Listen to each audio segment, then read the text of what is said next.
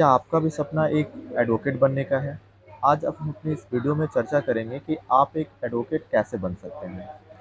सबसे पहले हम बात करते हैं एजुकेशनल क्वालिफ़िकेशन के बारे में।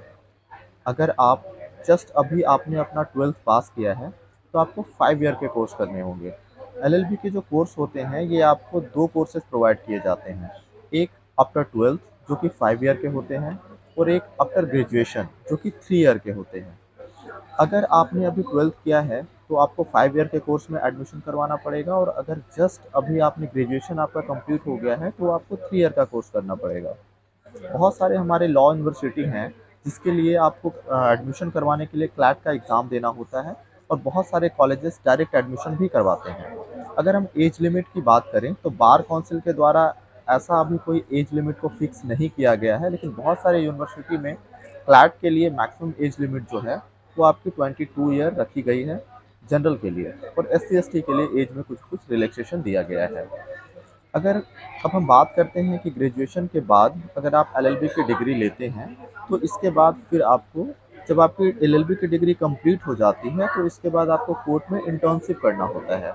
अब अगर आप ये पूछेंगे कि इंटर्नशिप क्या होती है, तो जस्ट लाइक कोई भी किसी भी प्रोफेशनल कोर्स को करने के बाद ये आपको थ्योरेटिकल नॉलेज आपके कॉलेज आपको दे देता है, लेकिन आपको प्रैक्टिकल नॉलेज की भी ज़रूरत पड़ती है, जो कि आपको कोर्ट कैसे काम करता है। आप जब कॉलेज में जो पढ़ाई करते हैं, उसके बाद जब आप कोर्ट में जाते हैं, तो एक्चुअल में कोर्ट कैसे चलती है, ये आपको कोर्ट में ही बताया जाता है। किसी भी सीनियर एडवोकेट के अंडर में रह करके आपको इंटर्नशिप करनी होती है, वहाँ पे आपको लीगल प्रैक्टिस करवाया जाता है, ड्राफ्टिंग करवाई जाती है और बाकी जो कोर्ट की प्रोसीडिंग है, वो कंप्लीट वहीं पे आपको करवाया जाता है। जब आप इंटर्नशिप कंप्लीट कर लेते हैं, तो इसके बाद आपको अपना स्टेट बार में एनरोलमेंट करवाना होता है। स्टेट बार में एनरोलमेंट करवाने के बाद आपको एआईबी का एग्ज़ाम देना होता है, जिसके लिए आपको साल में 2 बार एग्ज़ाम लिए जाते हैं, जो हर 6-6 महीने में स्टेट के ऊपर डिपेंड करता है कि किस डेट में वो निकल रहा है, कि आपको एग्ज़ाम देने पड़ेंगे। इस एग्ज़ाम को पास करने के बाद आपको लाइसेंस दिया जाता है, इसके बाद आप किसी भी कोर्ट में प्रैक्टिस कर सकते हैं। जिस स्टेट में आपने अपना एनरोलमेंट करवाया है, उस स्टेट के हाई कोर्ट में आप प्रैक्टिस कर सकते हैं और किसी एक होम डिस्ट्रिक्ट को आपको सिलेक्ट करना होता है, जिस डिस्ट्रिक्ट कोर्ट में आप अपना प्रैक्टिस करना चाहते हैं। एक मिनट। जब आप 3 ईयर या 5 ईयर की अपनी एलएलबी की डिग्री कंप्लीट करवा लेते हैं, उसके बाद आप किसी भी स्टेट बार में जब आपका एनरोलमेंट हो जाता है, इसके बाद आपको एक लाइसेंस दिया जाता है, जिसके बाद उस लाइसेंस के बाद आप किसी भी कोर्ट में, इंडिया के किसी भी कोर्ट में अपनी प्रैक्टिस कर सकते हैं।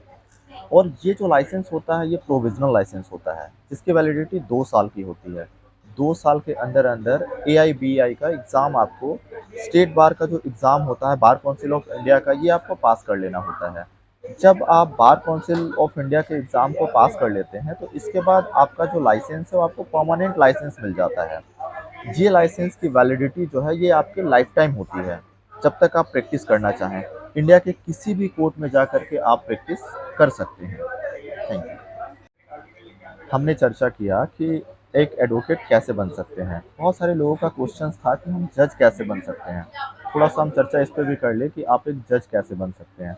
जब आपने अपनी 3 ईयर की डिग्री कंप्लीट कर ली या फिर 5 ईयर की एलएलबी की डिग्री कंप्लीट कर ली, इसके बाद हर स्टेट के जो एग्ज़ाम्स होते हैं, उसमें जो एज लिमिट होते हैं जज बनने के लिए, वो थोड़ा-थोड़ा डिफ़र करता है। बट अमूमन सारे राज्य में 21 ईयर से लेकर के 35 साल तक का उम्र सीमा तय की गई है। और इसमें जो एग्ज़ाम देना पड़ता है, वो जुडिशरी का एग्ज़ाम होता है, जो कि 3 चरण में कंप्लीट होता है, प्री, मेंस और इंटरव्यू। प्री हमारा जो होता है, वो बस कंप्लीट। एलएलबी की डिग्री कंप्लीट होने के बाद भी लोगों के अंदर एक कन्फ्यूज़न है कि लॉयर, एडवोकेट एंड बैरिस्टर में क्या डिफरेंसेस होते हैं। तो मैं आज आपको बता रहा हूँ कि एलएलबी की डिग्री कंप्लीट करने के बाद आप लॉयर, एडवोकेट और बैरिस्टर में क्या डिफरेंस है। एक लॉयर वो होता है जिसने अपनी एलएलबी की डिग्री कंप्लीट करी हो, वो एक लॉयर कहलाता है। और एक बैरिस्टर जिसने अपनी एलएलबी की डिग्री को लंदन से कंप्लीट किया हो, वो बैरिस्टर कहलाता है। लेकिन अगर आपने degree out of country, London से या किसी भी कंट्री से अगर आपने कंप्लीट करा है और अगर आप प्रैक्टिस यहाँ इंडिया में करना चाहते हैं, तो आपके यहाँ के बार काउंसिल में अपना एनरोलमेंट करवाना पड़ेगा। अब हम बात करते हैं कि एडवोकेट कौन होते हैं। एलएलबी की डिग्री कंप्लीट करने वाले लॉयर कहलाते हैं और वही लॉयर जब अपना एनरोलमेंट करवा लेते हैं किसी भी बार काउंसिल में, किसी भी स्टेट बार काउंसिल में, और जब वो प्रैक्टिस करते हैं कोर्ट में, तब वो एक एडवोकेट कहलाते हैं। Thank you.